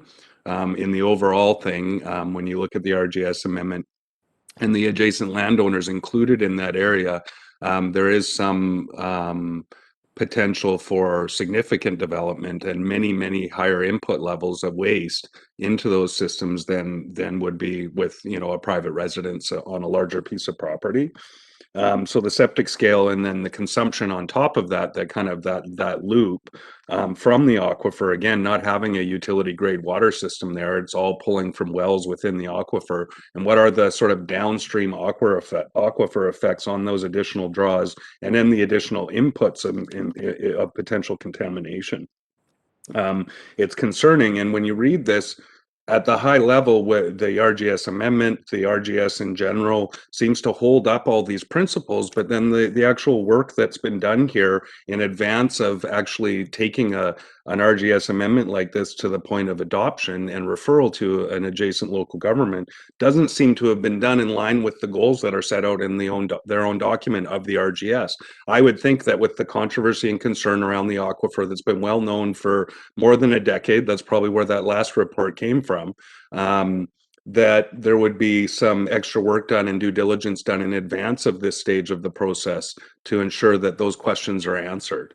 I'm very mindful and concerned about the fiscal cost and the relationship cost of not adopting it. And I understand, as Director Sebring said, the legislative concerns that we have around the way that the legislation's set up, but I can't help but think of sort of that good faith engagement on a major piece like this. The airport in itself has done a lot of work over the last several years in advance of their plans for their land, and with the prior CEO, I remember lots of conversation and give and take and collaboration and consultation around how their work would impact the aquifer and their concerns around it. So I would expect even a higher level from the local government. So it's just really challenging because on a legislative thing, I get it. I said, okay, we've done our part. I appreciate that there's a process here, but that dispute resolution process is part of the legislation. So although I'm loath to put a financial strain on the organization and the actual capacity strain on the CVRD to do the work that I feel that should have been done by the sponsoring organization before this, I'm just not sure that I feel comfortable supporting it at this time with the lack of quality information that we have on those environmental impacts. Thanks. Okay, thank you. So I do see Rob Grant on the screen now. Welcome, Rob. Thanks for joining us. Okay, I have Director Wilson and then Director Marsh. Thank you, Mr. Chair. Crikey, this is going on a bit, and I understand, and everybody that's spoken so far, I fully understand. And one of the things that I am practically overjoyed about here is the amount of discussion there has been on protection of the aquifers, because this is something which has, to me, been almost ignored for too long.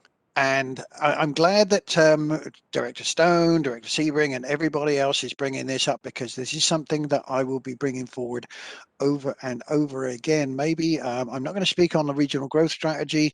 That is something which I'm going to leave to the more expert people on this panel. But right now, I am so pleased that people are stepping up and saying, let's protect our aquifers, because that's something which we cannot ignore. Thank you. you, Director Wilson. Director Marsh. Yes, thank you very much, Mr. Chair. And Coralie, I've thought of a few things since then. I've been looking at page 8 of our staff report that talks about the knowledge gaps about the development on the Cassidy Aquifer from your 2010 report. And so I have a couple of questions. One is, have you consulted the local Coast Salish nations on whose traditional territory this aquifer is sitting? Screen.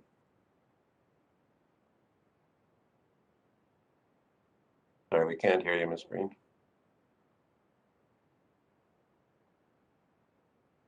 Can't hear you. Oh, poor, she has to go out again. No problem again. Hopefully she'll be back momentarily. Yeah, it didn't take her long last time. That's right. So, Mr. Chair, would it be appropriate for me to check with just the other board, rest of the board, while we're waiting for her? Because I think I heard her say, would that be appropriate? Sure. I don't know exactly what you mean, but carry on. Well, I heard her say if we agree to do a regional growth strategy, Can you that hear doesn't me? mean. Yes, Yes. thank you, Ms. Green. Okay. Yes. Okay. So did you get my question about the consultation with First Nations? CVRD staff has not conducted any consultation for the purpose of this staff report with First Nations. I'm asking if the RDN has. Yeah. So to clarify, to staff's knowledge, the First Nations reading their consultation reports were consulted.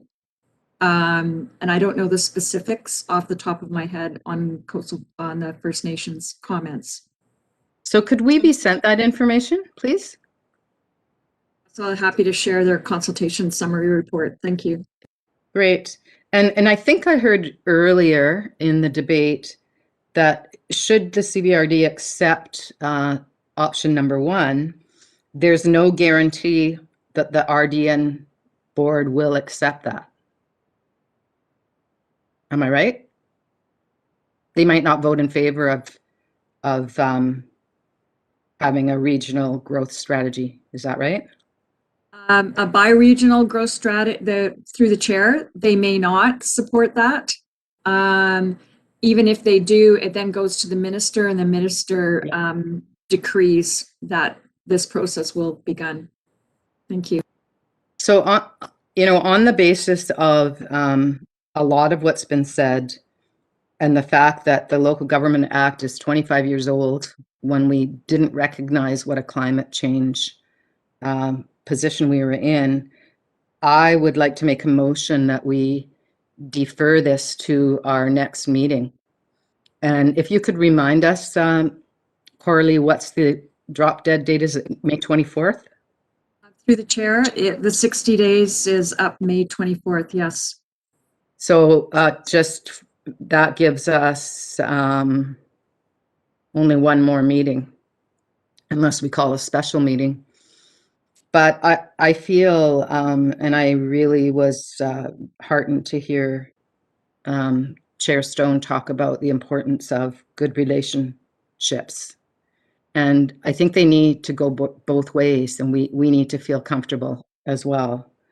And I'm sure it's not meant this way, but it sort of comes across as, we'll say yes, or we're taking you to mediation. And that's not generally the way I would try to build a relationship. And so I don't know if that's the direction of the regional district board or not, but at this point, I'd like to move that we postpone our decision until our next meeting. Okay, so that's a motion. I did see Director Morrison's hand. I don't know if you were seconding or no. Okay. We have a seconder for Director Marsh's deferral motion. I'm not sure if you had a date on the. Is that Director Nicholson you're seconding?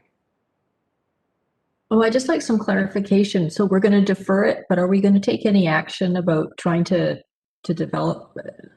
Maybe Chair Stone contacting the chair and having a discussion about this, or what is deferring going to do for us? Okay, I saw a few hands. I think Director Steve Morrison. No? Okay. So I don't know if we have a seconder to that.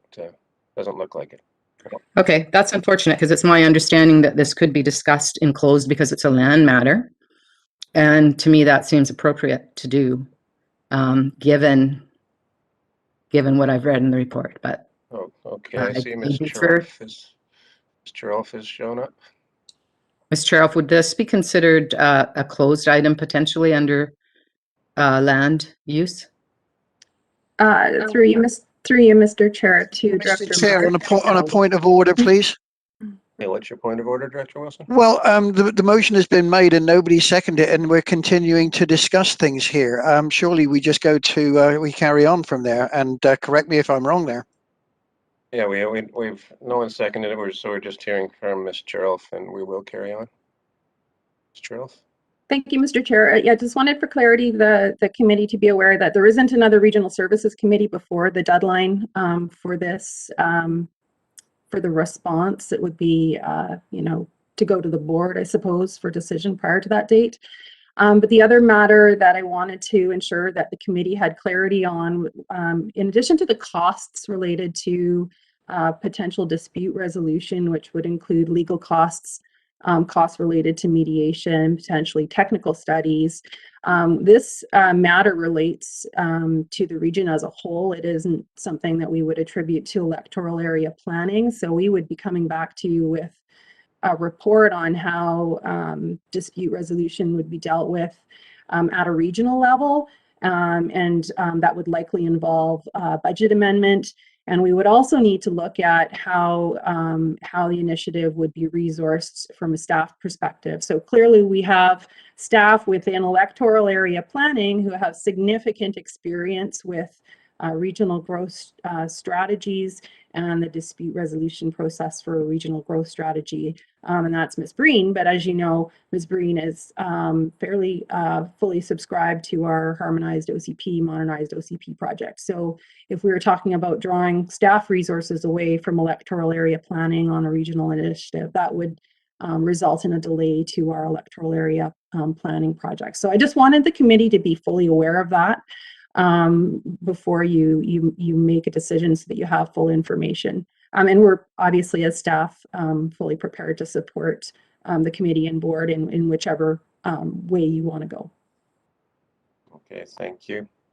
So I now have Director Martman and then Director Morrison. Thank you. And this is really great conversation. And one of the reasons it's a really great conversation is because we have an asset that is just amazing. And so I just applaud all the different viewpoints, all the different questions. And it's not an easy answer to resolve necessarily, but it may take a leap of faith. And that's something that we're going to have to weigh at some point.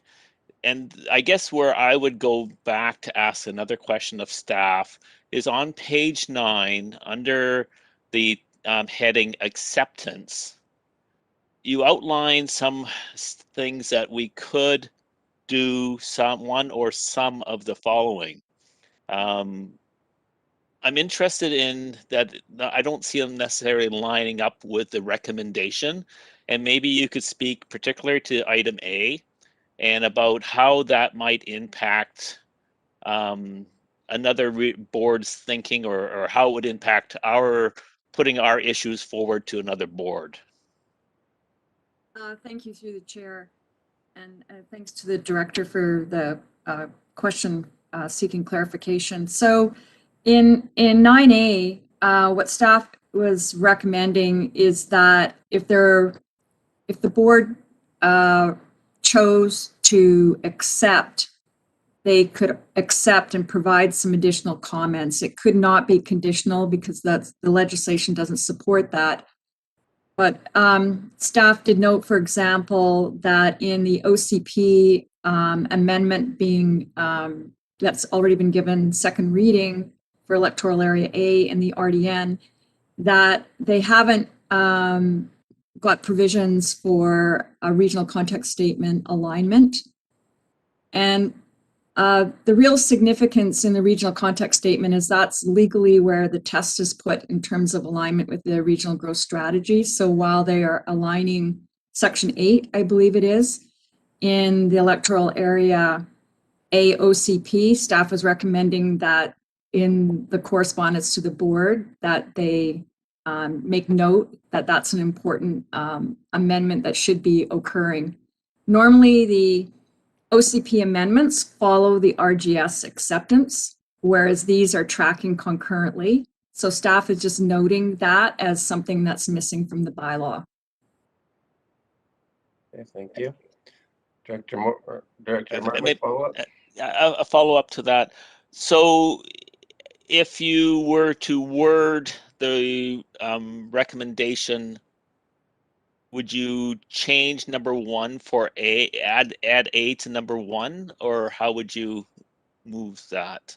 Well, I would, through the chair, I'd defer to our corporate officer, but I would suggest that the recommendation be amended along the lines of accept as outlined in the staff report, because it's the only place in 9A that it mentions that. But I defer to wherever our corporate officer is at the moment. Cool. Thank you. Okay. Thank you. And Director Morrison.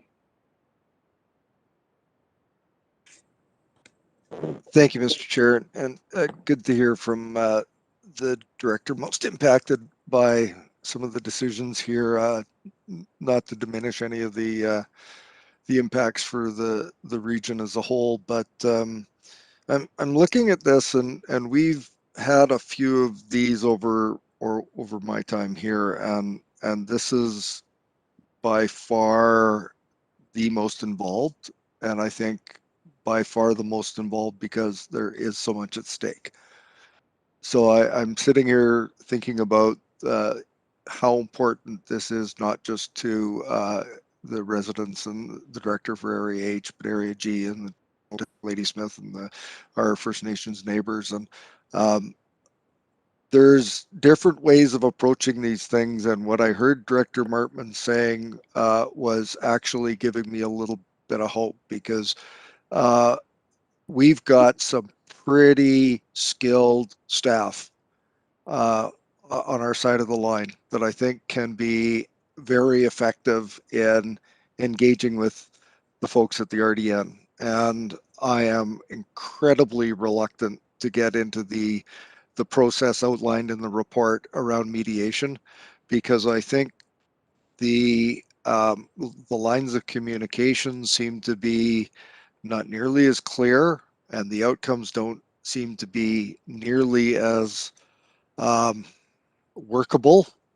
You have to take pretty much what comes out of there, and I was hoping that Director Martman was going to actually move the recommendation as suggested by Ms. Breen, that acceptance based on the recommendations in the staff report. And I would support that. And the reason being is that it allows our key people and elected officials who might want to continue to engage to create the best outcome here to be able to do that, as opposed to us having to go back into our own corners, open up our wallets, and start spending a whole bunch of money on stuff that we may not know what the end price tag is. And I'm going to end with the fact that I think there's a heck of a lot of resources have gone into what we have before us at this time. And piggybacking on what Ms. Terrell said, so the electoral areas have foot the bill for a significant amount of work that's been done till now. And I'd be comfortable if we were to continue footing the bill, if we supported Director Martman, if we go down the road to acceptance and continuing working. But if we take an alternative route, I'd like staff to tell us how this could be carried by the region from a budget perspective, as opposed to the electoral areas continuing to foot the bill on this, because we have done up until this point. And given the amount of interest from our municipal partners on the board, perhaps we could spread that cost around differently. But if Director Martman was looking at moving this issue forward along the lines of what was mentioned, I would be supportive of that. Okay, I see Director Martman's hand was up, and I'm prepared to do that if Ms. Legault would come up with the motion that would include the 9A. However, and I don't know if it's the time to do that, but it looks like people are ready to second and move on to discussing the motion. okay, I think I saw Director Yanni Dodaro seconding. I don't think we're quite clear on what the motion is yet. So, Ms. Legault? It depends on the degree of clarity you wanted. So, or in the actual motion, you could say, as Ms. Breen referred to, in accordance with the recommendations contained in the staff report, or you could simply make this a 4-part recommendation, where it's, part 1 is accepting the growth strategy amendment, inserting a new section 2 to convey the concerns about the insufficient policies to protect the shared Cassidy Aquifer, and request language amendments to the Electoral Area A OCP Regional Context Statement Goal 2, as the Regional Context Statement is an important legal link to the Regional Growth Strategy, and then renumber the existing 2 and 3 to 3 and 4. Okay, Director Martman. Thank you. I think that would be appropriate for a motion. Okay, great. And Director Yanni Donato, you're seconding that? Okay, any further discussion? Director Toporowski. Thank you, Chair. I just wanted to also just highlight the land use plan for Chemainus First Nations to be included in these discussions, just because of the recommendations on page 10, specific focus on local government and with Cassidy Aquifer concerns. I think if you're including Ladysmith and other areas, just not to forget the First Nations that is right there. So just maybe I missed that. I see Aaron Stone's hand. Oh. I was just going to comment that I believe the Staminas is an affected property owner. They own property within the RGS proposed boundary. So I believe they have been, but I shouldn't speak to that. But if it's included in the motion, I don't think that hurts, because if they've done that work, then it's already moot, right? But I do believe there has been some consultation, but that's just based on me understanding the process. In our previous discussion, I had asked if all the property owners within the proposed boundary would be consulted, and that they had.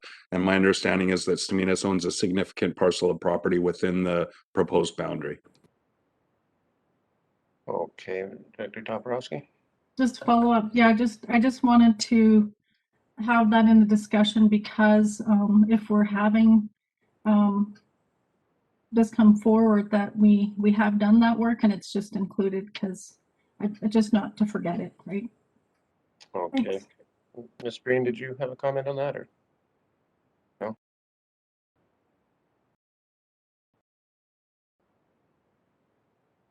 Okay. I'll defer to Director Sebring and make a comment.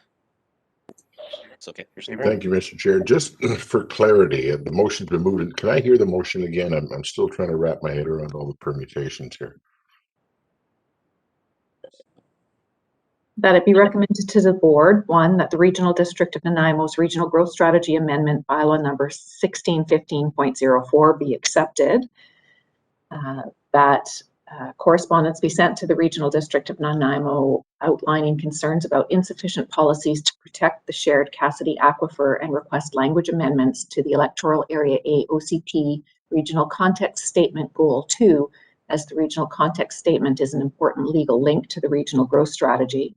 3, that a letter be sent to the Regional District of Nanaimo to initiate discussion on the merits of a bioregional growth strategy. And 4, that staff engage with the Regional District of Nanaimo staff and report on the process to initiate a bioregional growth strategy. Okay, perfect. Thank you. And now I get it. I'll be supporting this one. Thank you. Thank you. Director Martman.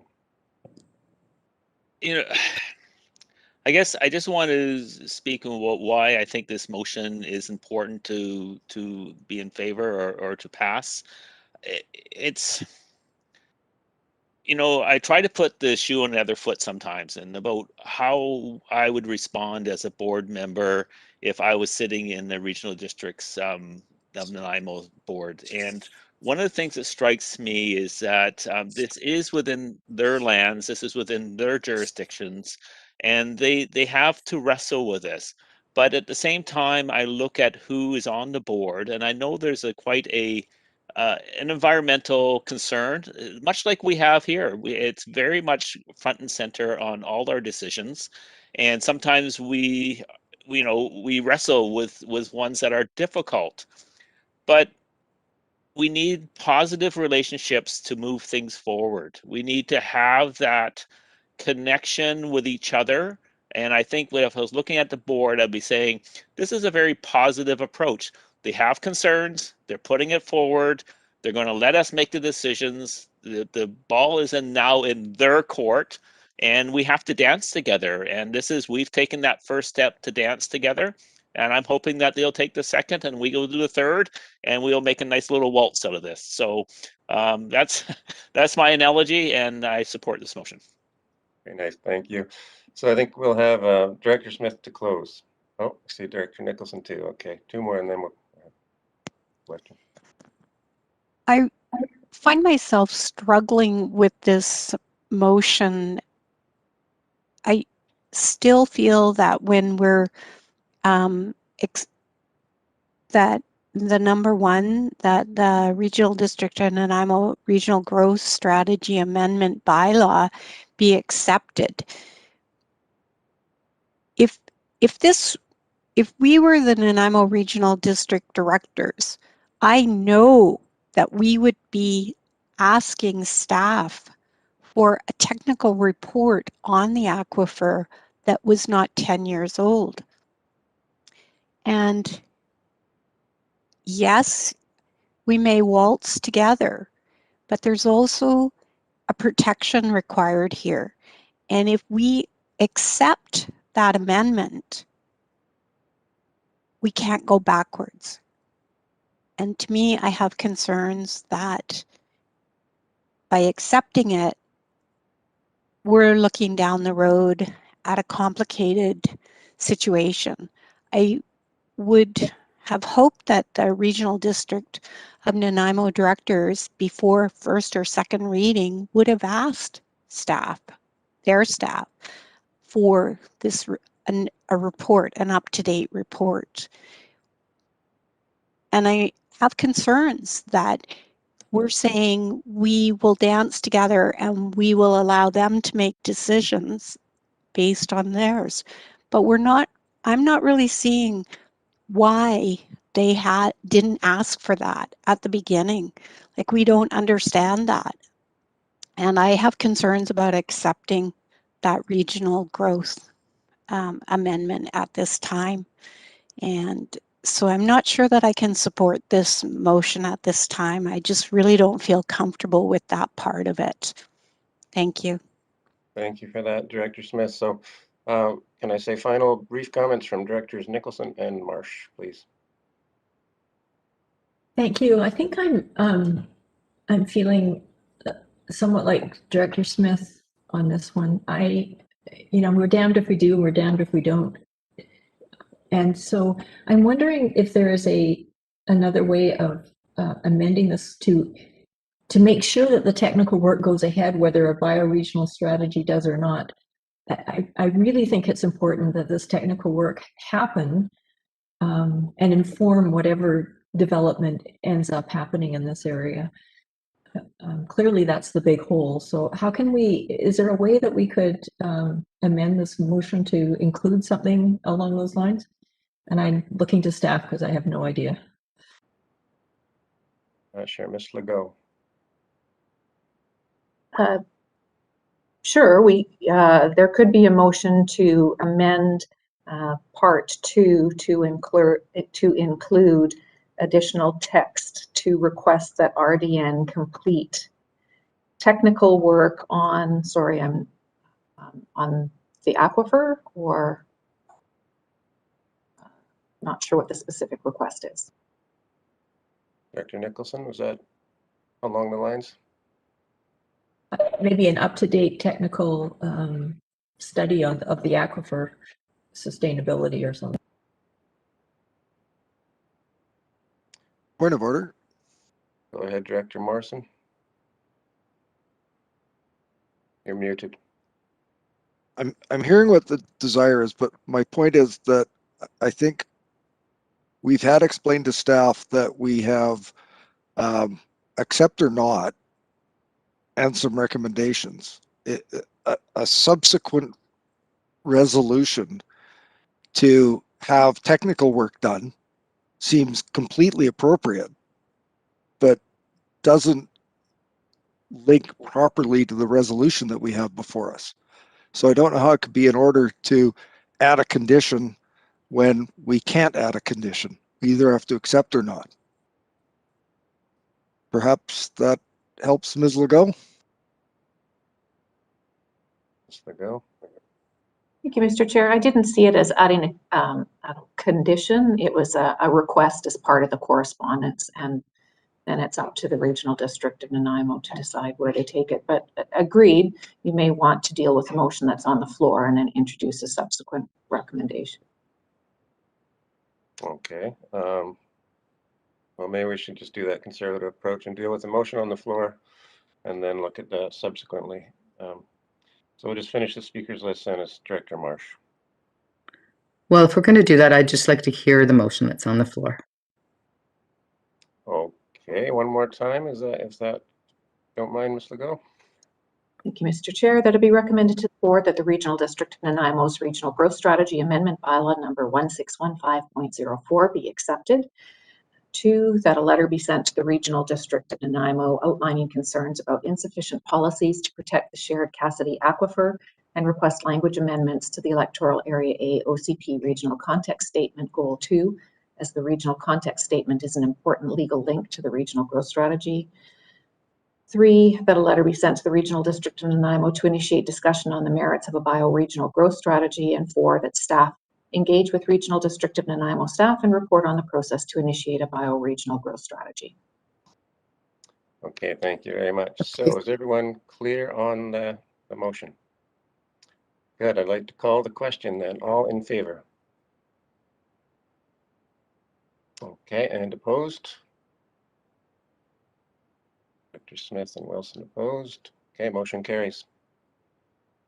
Okay, so Director Nicholson, did you have a subsequent motion you wanted to? Are we good with that? No, I would like to make a motion. I haven't crafted it though, but I think it's really important that we're clear that we need this technical report done sooner rather than later. Otherwise, you know, development will start and it will go along without good information. And we will benefit from it. So I think we should also maybe consider partnering with them on that work. But I would need to talk to staff about a possible resolution. So okay, we'll defer that then. I see Director Stone, you had your hand up. I just want to point out where the board's in an awkward position because they can't entertain any discussion about this because it's past public hearing until they go through adoption. So although staff can have further discussions about what might unfold until they've actually adopted the RGS bylaw as it's gone through public hearing, I don't believe that we can sort of entertain or understand what their board won't be able to really hear from us until they've done that adoption, I think, and have a more fulsome discussion. But again, there might be wrinkles in the this process, but I understand if it's gone through public hearing, the elected officials at least can't really engage on the broader questions or some of the other ideas we may have until after their adoption. Right, okay. So why don't we leave it then, Director Nicholson? You can talk directly to staff later. Is that suit? Okay. Sure. Very good. Thank you, everyone, for all your work on that. We will now move to the next item. Ms. Legault. Thank you, Mr. Chair. Item R3 is a report from Parks and Trails, Cowichan Valley Trail License of Use Renewal for Stebbings Road. And the recommendation is that the license of use agreement with Earth Corporation Inc. number A0081362 for a 1-year term beginning May 1st, 2021 for the purpose of the Cowichan Valley Trail crossing be approved. Thank you. Okay, I think I saw Director Acton move that and Dr. Yanni second. Any discussion? Director Sebring. Yeah, just a point of process. If we approve it at committee, is this going to come to the board today? Because if it kicks in May 1st, does the board have to approve it before May 1st? I'm just wondering about timelines. Okay, Ms. Legault. I'll defer to Mr. Farquhar. Mr. Chair, if it's the wishes of the board or the committee to move it forward to the board today and staff are able to accommodate that, it would be greatly appreciated in terms of keeping it moving forward prior to the May 1st renewal. Okay, thank you. I think we can do that. Okay. No further discussion. I'd like to call the question. All in favor? Opposed? Motion carries. Thank you, Ms. Legault. Oh, Dr. Morrison? I just curious, or as a point of order, I think we have a policy that says that we have to make a motion that it be brought forward to the to today's board and be included in the new business for, or be included in the report. Is that not true, Ms. Legault? So I would move that. Okay, thank you. Seconded by Director Yanni DiNardo. I'd call the question. All in favor? Opposed? Motion carries. Oh, Director Acton. Thank you, Mr. Chair. These kind of items come forward quite often. Isn't this an item that we could just delegate to staff? Like we've had requests for approving officer, and so renewing these kind of contracts where trails are, parks, etc., seem like not necessary to come forward to the board. Is there something we could do to avoid these in the future? Mr. Farquhar? Mr. Chair, I may defer to Ms. Legault or Mr. Elzinga, but at the end of the day, these are land use commitments with third parties. They're typically subject to approval of the board into entering such long-term agreements. Okay, thank you. Ms. Legault, is that any comment on that? Or? No, I mean, it's something we can look at in the future, but I agree with Mr. Farquhar that generally speaking, the commitment to land itself normally to the board. Okay, thank you. Okay, next item then, Ms. Legault. Thank you, Mr. Chair. That concludes our business agenda, so it would be recess for question period. Okay, thank you. So we'll take our 10-minute break and return at 12:05, please. Thank you.